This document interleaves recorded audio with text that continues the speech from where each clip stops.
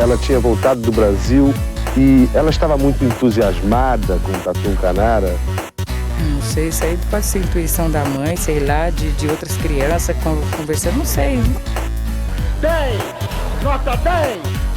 O senhor vai gostar, hein? Bebê diabo parou o táxi na avenida. Ao vivo é muito pior. Eu sou a Camila Kintzel. E eu, Danilo Corsi. E hoje nós vamos trazer para você o roubo da taça Jules Rimet, a famosa taça do mundo que, bem, era nossa. Neste episódio vai ter tudo que tem de mais desgraçado na história do Brasil. Uma grande conquista que se perde na mão de gente pequena e escrota, ajudada por uma sequência de gambiarras e trambiques. Ou seja, mais uma linda oportunidade para a gente aprender a ser diferente e fazer as coisas direito. Mas antes de entrarmos nesse episódio com um pouco de comédia e muita raiva, vamos descobrir o que o nosso patrocinador nos mandou? Danilo, conte lá. O vinho de hoje é o Chateau Capitol Horus 2016, um vinho branco tão francês quanto a taça e que tem um preço que não é um roubo. Pelos comentários que li sobre esse vinho, o povo recomenda muito, dizendo que é um sabor incrível e de qualidade excelente. O preço? Por volta de R$100. Se você comprar pelo link do drinco.com.br, uma pequena comissão volta pra gente para tocar esse projeto. Você bebe bons vinhos, a gente continua contando história. Brinde? Tchim, tchim. 9 da noite. 2 homens entram pela porta dos fundos da CBF, que fica num dos lugares mais movimentados do centro do Rio. Os homens sobem até o 2º andar do prédio e rendem o vigia. Então vamos começar dos começos mesmo. Precisamos saber da taça em si, não é mesmo? Se vamos falar do roubo. A taça Jules Rimet ganhou esse nome por conta do terceiro presidente da FIFA, em 1929.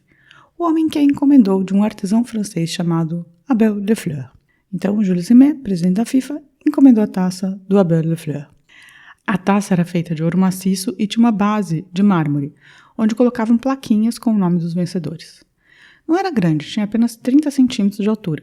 Foi inspirada pela deusa da vitória Nice e pesava 4 quilos, 3.800 de ouro, mais 200 gramas de mármore. Ou seja, não era uma taça muito pesada nem muito grande, 30 centímetros, né? A primeira seleção que ergueu a taça foi justamente o Uruguai, na primeira Copa do Mundo, em 1930. E havia uma regra da FIFA que era: a primeira seleção que ganhasse a Copa do Mundo 3 vezes poderia ficar com a taça Jules Rimet para sempre. Foi isso que aconteceu com o Brasil em 1970, quando conquistamos o tricampeonato mundial. E assim, ela ficou bem e exposta na sala da presidência da CBF até 1983, quando foi roubada. Vale dizer, no entanto, que a taça já tinha, vamos dizer assim, desaparecido 2 vezes antes. A primeira vez foi durante a Segunda Guerra Mundial. O vice-presidente da FIFA, um italiano chamado Ottorino Barassi, com medo que os alemães a pegassem, levou a taça para casa e a deixou numa caixa de sapato embaixo da cama por toda a guerra. Ninguém sabia. Quando a guerra acabou, a taça voltou. Mas isso não configura bem um roubo, né? Não, ele só aguardou. Aí, em 1966, ela desapareceu de novo. Dessa vez quando estava sendo exibida em Londres para a Copa da Inglaterra. Ela foi roubada no dia 20 de março de 1966, no Center Hall de Westminster. A Scotland Yard não tinha nenhuma pista, mas no dia 27 de março, apenas uma semana depois do desaparecimento, um border collie chamado Pickles encontrou a taça embrulhada em jornais em uma praça. Pickles virou herói, ganhou um suprimento gratuito de comida por toda a sua vida e seguiu em frente. A Inglaterra acabou ganhando polemicamente essa Copa, o que fez com que os argentinos falassem que o roubo resolvido por Pickles nem foi o maior roubo da taça daquela Copa. O que você acha disso, Daniel? Foi a Copa mais roubada da história. Então, foi mais roubada a Copa do que a taça. Sem dúvida. Estranho ter aparecido numa praça enrolada no jornal, não? Alguém tava sentindo que ia dar merda e se desfez do negócio. Nessa mesma ocasião, um assessor da Confederação Brasileira de Futebol disse que isso jamais aconteceria no Brasil, pois até os ladrões eram apaixonados por futebol. Bem, não era bem verdade, né? Mas, spoiler, aconteceu no Brasil. E agora chegamos ao roubo em si. No dia 19 de dezembro de 1983, 2 homens mascarados invadiram a sede da CBF na Rua da Alfândega, no Rio, e renderam o vigia, um só, que estava lá. O amarraram e colocaram esparadrapos sobre os olhos do homem, o que me deu muita agonia de saber. Eles subiram até o 9º andar, abriram as portas internas com as chaves do vigia e chegaram à vitrine onde estava a taça Jules Rimet. Agora já começa o suco de Brasil em 2 trapalhadas que permitiam realmente que o roubo acontecesse. A primeira é que a taça real estava sendo exibida, enquanto a cópia estava no cofre. Explico. Fizeram uma réplica para viajar pelo Brasil e não colocar a taça original em risco. Depois de rodar o Brasil inteiro, a cópia voltou para a sede da CBF. Aí colocaram a réplica no cofre e deixaram o original na vitrine. O que você acha, Danilo? Parece bem inteligente isso, né? É que eu acho que já estava. A original já estava sendo exibida lá, sabe? Eles simplesmente resolveram não trocar, mas... Então, muito inteligente. Não faz muito sentido, né? A segunda atrapalhada é que a taça estava numa vitrine com vidro blindado de 1 centímetro de espessura, com laterais e fundos de aço, né? Super segura, certo? Sim. O problema é que esse vidro era preso à parede por uma moldura de madeira pregada à parede. Basicamente, se não desse para quebrar o vidro, mas com o pé de cabra você ia pelo lado e arrancava a moldura que estava pregada na parede com uns preguinhos, assim. E saía tudo. Você achou bem projetado o negócio, né? Ah, os caras não estavam nem preocupados com segurança nenhuma. Ah, mas eles colocaram o vidro blindado. Só isso. E tudo chumbado, o resto era chumbado em volta. O problema é que o jeito que eles prenderam a vitrine na parede, que não foi, nem um pouco pensado, assim. Enfim. Aí vamos para os criminosos, que foram condenados por essa façanha. Eles nunca confessaram. Na verdade, confessaram, depois desconfessaram e tal. O primeiro foi Sérgio Pereira Aires, conhecido, vai entender, como Sérgio Peralta. Não consigo entender como Pereira Aires vai virar Peralta, mas tudo bem. Um gerente de banco especializado em seguros que também era representante do Atlético Mineiro na CBF. Por isso, acesso ao prédio. Ele é considerado o mentor intelectual do crime e chamou primeiro um cara chamado Antônio Seta, o Broa, para ser seu parceiro. Maior erro do Peralta. O Broa era um dos maiores arrombadores do Rio de Janeiro, certo? E tinha recém saído da prisão. Mas também tinha uma história com a taça. Segundo ele, seu irmão Giacomo não suportou a emoção da final da Copa de 1970 e infartou quando Carlos Alberto fez o 4º e último gol da partida. Além disso, ele acreditava que a taça era de todos, não podia ser roubada. Quando o Peralta chegou para ele e falou, vamos roubar a taça, ele mandou o Peralta às favas. Mas Sérgio Peralta não desistiu e chamou Francisco Rivera, o Chico Barbudo, um negociador de ouro, para o esquema. Chico colocou seu amigo José Luiz Vieira da Silva, o Luiz Bigode, também negociador de ouro, no esquema. Por negociador de ouro, você entende aqui o cara que faz a receptação de joia roubada e vende para os ourives na galeria, sabe? Tipo, o ladrãozinho vai lá, rouba o cordão, aí leva para esse cara, e esse cara meio que vende para os caras que derretem. Esses dois foram os que efetivamente entraram no prédio, renderam vigia e roubaram a taça. Aliás, não roubaram só a Jules Rimet, mas roubaram mais 3 taças não tão conhecidas e que não causaram tanta polêmica. E aí os caras com um pé de cabra e uma arma, rendendo um vigia, entraram lá e saíram com a taça do mundo. O que você acha até agora? Bem fácil de roubar isso aí. Bem fácil, né? Aí o problema era para quem vender. Já no dia seguinte, a notícia se espalhou mundo afora e ninguém teria coragem de comprar a taça. Mas eles acharam alguém que não se incomodaria em derretê-la. Você consegue imaginar, Danilo, qual a nacionalidade do cara que derreteu a taça Jules Rimet com gosto? 3 chances, irmão. Só pode ser argentino, né? Claro. Sim. Um filho da puta de um argentino foi quem cortou a taça em até 14 pedaços e derreteu no próprio escritório, onde ele dava com ouro. Juan Carlos Hernandes, dizem, derreteu a taça já no dia seguinte ao roubo.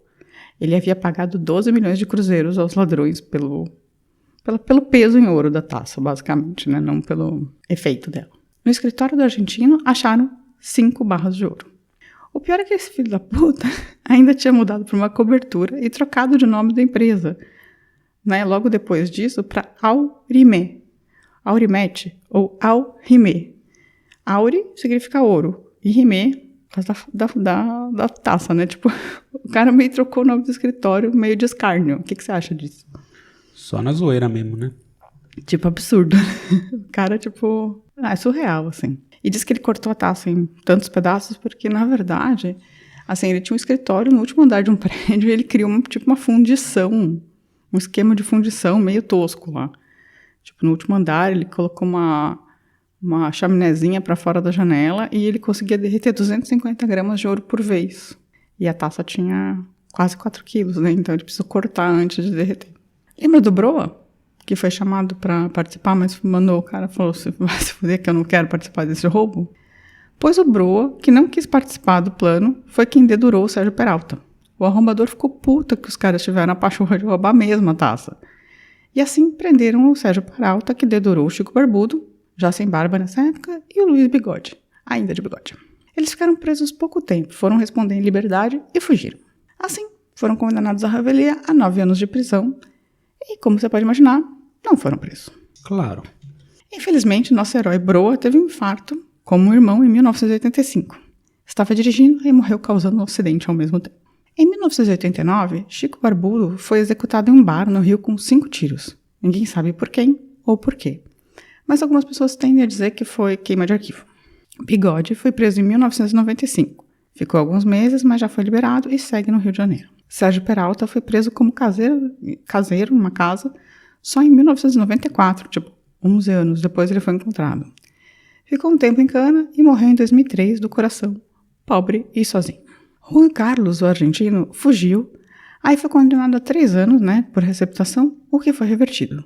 Não ficou um dia preso por causa da taça. Uma curiosidade é que quando ele foi pegar as 5 barras de ouro aprendidas, lembra que eu falei que tinha 5 barras de ouro no escritório? Sim. Quando ele foi pegar as 5 barras de ouro aprendidas, na verdade elas eram de latão. Assim, Brasil. Alguém entrou no depósito da polícia, trocou as barras de ouro por barras de latão. Roubaram o ladrão. E talvez essas barras fossem a taça Jules Rimet, ninguém sabe, se era exatamente ela ou se era outro ouro, mas talvez fosse isso. O Juan foi preso por tráfico em 1998 e condenado a 7 anos. E essa foi nossa história. Outras curiosidades é que existem 3 filmes sobre o roubo da taça. O primeiro com o Grande Otelo e o Golias, e é da década de 60, 20 anos antes do roubo. Eu não achei para ver, mas li que os dois eram detetives procurando o ladrão da Copa. Depois, em 2003, tem o filme do Cacete Planeta, também, que trata do roubo da Copa. E em 2016, um filme chamado O Roubo da Taça, ou Dolores e Jules, que eu assisti e é bem divertido, com a Thaís Araújo, e é divertidão, assim. Não é exatamente igual a história, mas é bem inspirado, mostra um pouco o roubo e tal, mas tem uma parte meio romanceada. Por fim, tem aquele samba-enredo lembra aquele samba-enredo do Tem Bumbum de Fora pra Chuchu? Sim. Ele também cita a taça e eu vou ler aqui para vocês.